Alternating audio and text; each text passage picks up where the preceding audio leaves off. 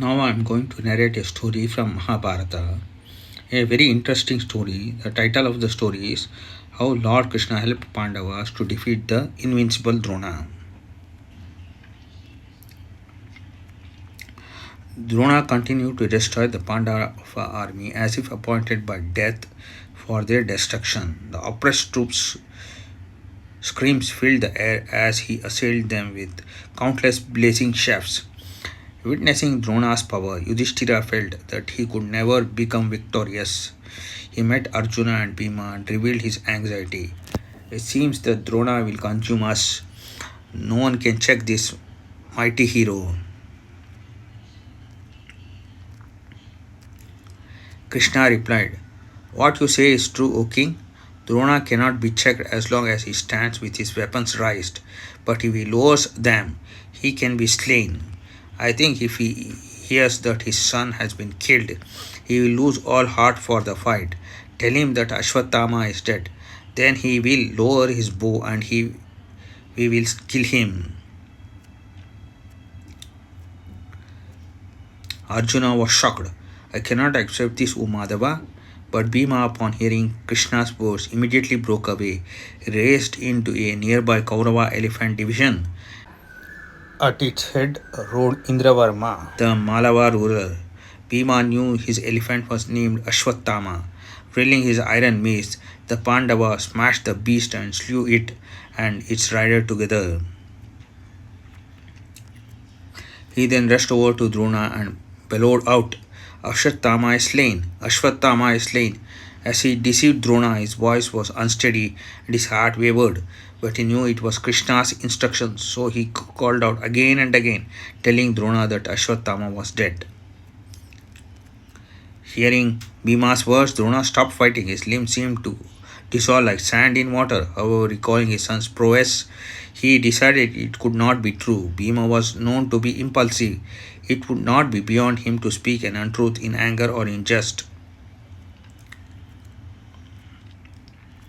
Drona rallied himself and resumed his assault on the Pandavas.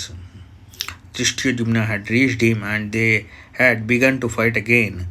Holding off Drishtyadumna's attack, the Kuru general continued annihilating the Pandava forces. He invoked the terrible Brahma weapon. Warriors fell to the earth like trees uprooted in a tempest.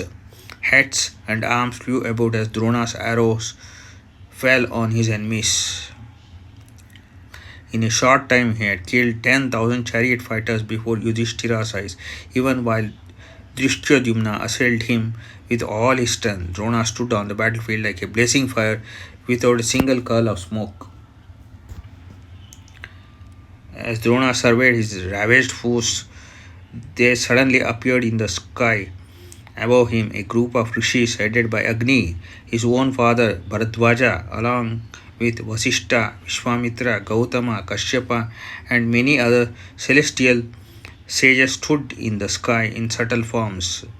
They addressed Drona in a single voice that only he could hear. "You are fighting unfairly, O Drona, using celestial weapons against lesser warriors. It is now time for you to die. Cast away your weapons. You are a learned Brahmin, and such cruelty does not become you. By employing the Brahma weapon to kill ordinary men, you have earned disrepute. Stop these sinful acts and stop fighting. Your days are now at an end." Drona looked around. Drishtyadumna was still near him, roaring out his challenge. Perhaps the time for the prophecy's fulfillment had arrived. Drona's arms fell to his side. He could not continue. Bhima's words still troubled him, and the sage's speech pained him even more. Could Ashwatthama actually be dead? Who could he ask and be sure to receive the truth? Seeing Yudhishthira not far away, the Kuru general went toward him. He was the one to ask. Yudhishthira would speak no lie. Krishna saw Drona coming towards Yudhishthira and said, "Save us from Drona, O king. If he fights for even half a day more, your army will be finished. Under the circumstances, falsehood is better than truth. Speaking falsehood in order to preserve life is not a sin." Krishna cited a scriptural passage that sanctioned lying under certain circumstances, including times when life was endangered. Yudhishthira reflected on Krishna's words. He could not ignore them. He had never in his life spoken even an ambiguity. The thought of a lie was difficult to face, yet if Drona was not checked, his forces would be defeated. The Pandava remembered Drona's own prophetic statement at the beginning of the war that he would be overpowered at a time when he heard something disagreeable from a credible source. Reluctantly, Yudhishthira agreed to Krishna's suggestion. As the Kuru preceptor approached him, he gave him the false news. Ashwatthama is dead, he called out, adding inaudibly at the end, the elephant, as he could not tell an utter untruth under any circumstances. Until that time, Yudhishthira's horses seemed to move across the field without touching the earth. After he lied to Drona, his horses descended to earth. The sages looking on wondered why that was so. Some said that Yudhishthira's lie had been the cause, while others argued that his reluctance to obey Krishna's order was the reason. As soon as Yudhishthira spoke, Drona felt his heart sink into fathomless grief. His agony was compounded by the sage's words, which made him feel like he had offended the Pandavas. Distracted by sorrow, he moved away from Yudhishthira with his weapons lowered. Drishtyadhyumna attacked. Drona was struck all over, but he did not resist.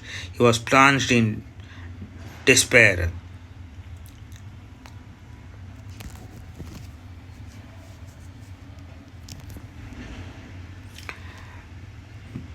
Drishtyadhyumna attacked him with even more force, and the old Kuru chief, incited to anger, finally raised his bow to fight back, displaying his incomparable lightness of hand.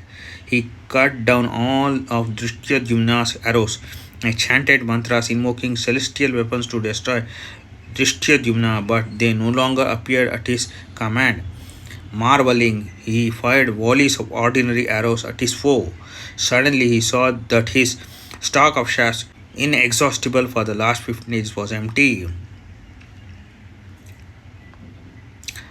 Despondent, Drona decided to give up his life. He dropped his bow and repeatedly cried out his son's name. Looking over at the other Kurus, he called out, O Duryodhana, O Karna, O Krupa, fight with all your power. I will now lay aside my weapons. Drona sat in his chariot and assumed a meditative posture. With his half eyes closed and arms outstretched, he fixed his mind on Vishnu. As he entered into trance, he intoned the sacred syllable Om. The celestial sages, still stationed in the heavens, saw Drona leave his mortal frame and ascend toward the higher regions. It seemed to them as if another sun was rising in the sky as the Brahmin rose upwards. Drishtyadhyumna, unaware that Drona had already departed, saw his chance. Taking up a razor-edged sabre, he jumped down from his chariot and ran toward the Kuru preceptor. All the warriors, witnessing this, called to him to stop, but he was not deterred. Amid cries of alas and fie, he jumped onto Drona's chariot with the sword held high. Grabbing hold of Drona's knotted hair, he dragged him, and with a great sweep of his sabre, severed his head. He then threw the head toward the Kauravas and roared in joy, reeling his blood-soaked sword in the air.